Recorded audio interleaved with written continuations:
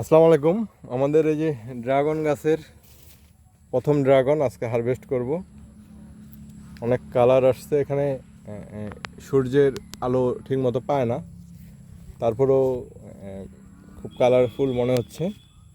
এখানে কোনো ধরনের সার কীটনাশক দেওয়া হয়নি। এটা এখন আমরা হারভেস্ট করো বিসমিল্লাহ।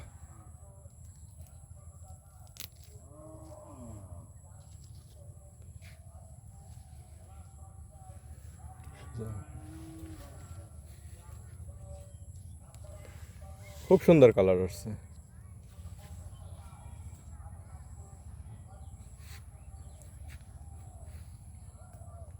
এখানেও লাগাইছি, তবে এখানে সূর্যের আলো কম, এটা আরও পরিষ্কার করবো আমরা।